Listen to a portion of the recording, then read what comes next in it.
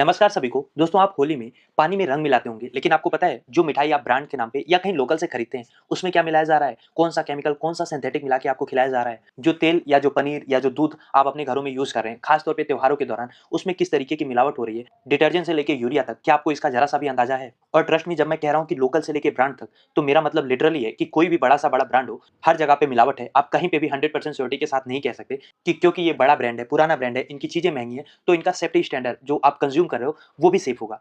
खाने की शुद्धता आज के समय में एक ऐसी लग्जरी बन गई है जिसको हम भारतीयों के लिए अनअफोर्डेबल बनाया जा रहा है। क्यों मैं आपसे ऐसा कह रहा हूँ, कुछ एग्जांपल के साथ आपको बताता हूँ। उत्तर प्रदेश के food safety and drug administration ने 26 और 27 फरवरी को लखनऊ में एक सर्च ऑपरेशन चलाया, जहां पे हल्दीराम के वेयर हाउस से लगभग 112 किलो की मिठाइयां ऐसी बरामद हुई हैं जो एक्सपायर्ड थी, और वो रखे रखे एक्सपायर्ड नहीं थी, उनको बाकायदा कंज्यूम करने के लिए आगे भी बढ़ाया जाता। इनमें मेनली सोन पापड़ी और राजभोग के डिब्बे शामिल थे। बेस्ट बिफोर जो यूज की डेट लिखी होती है वो निकल चुकी थी। फिलहाल प्रशासन ने मौके पे उन मिठाइयों को डिस्ट्रॉय कर दिया।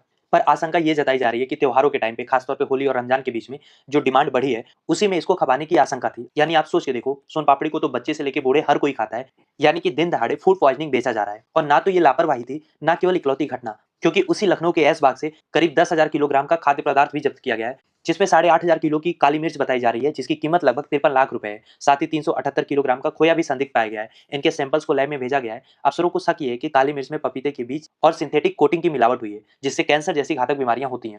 और बाय द वे, ये भी हल्दीराम के ही प्रोडक्ट की मैं बात कर रहा हूँ। तो इस समय जो उत्तर प्रदेश और पूरे देश भर में एक होली एंटी अडल्ट्रेशन ड्राइव चल रहा है, उसके कारण ये सारे छापे मारे जा रहे हैं और ये मिलावटों का खुलासा हो पा रहा है। मामला केवल लखनऊ तक सीमित नहीं है, गोरखपुर से जहरीला तेल मिल रहा है। प्रशासन ने करीब 10 लाख लीटर का एक्सपायर्ड और मिलावटी सरसों का तेल का जखीरा पकड़ा है, और पैकेजिंग इनकी इतनी परफेक्ट थी कि आपको इस पे 1% भी शक नहीं होगा। इसके अलावा कानपुर और अलीगढ़ से भी हजारों लीटर का रिफाइंड और सरसों का तेल जब्त हुआ है। नकली पनीर और दूध का सिलसिला तो आपको पता ही है कि कैसे डिटर्जेंट और यूरिया मिला के डेयरी प्रोडक्ट बेचा जा रहा है। लेकिन मामला केवल यहाँ पे केमिकल तक सीमित नहीं है। आप यकीन नहीं करेंगे कि मुंबई में 2 लोग पकड़े गए हैं, मनोज और राहुल। ये फलों पे चूहे को मारने वाली जो दवा होती है उसको लगा के बेचते थे। जब पुलिस ने पूछताछ की, इनको गिरफ्तार किया, तब ये कह रहे हैं क्योंकि फल को चूहे खा जाते थे, वो खराब होता था, इसलिए ये जहर लगा के कस्टमर को ही बेच दे रहे हैं। तो बॉटम लाइन ये है कि चाहे कोई बड़ा ब्रांड हो या कोई लोकल दुकानदार हो, ये चंद पैसों के लिए किसी की जान लेने में भी बिल्कुल नहीं हिचकिचा रहे हैं। इसीलिए आपसे गुजारिश है कि केवल ब्रांड के भरोसे मत बैठिए, केवल एक्सपायरी डेट देखकर संतुष्ट मत हो जाइए। अपनी जांच खुद करिए, कम से कम बाहर की चीजों को यूज करिए। मिठाई ले रहे हैं तो उसका टेक्सचर देखिए, तेल खरीद रहे हैं तो कम से कम हाथ पे रगड़ के देखिए कि रंग तो नहीं छूट रहा, अजीब सी गंध तो नहीं आ रही है। डेयरी प्रोडक्ट ले रहे हैं तो किसी जानकार या परिचित से ही लीजिए, और त्योहारों के टाइम पे तो इनका विशेष तौर पे ध्यान रखिए।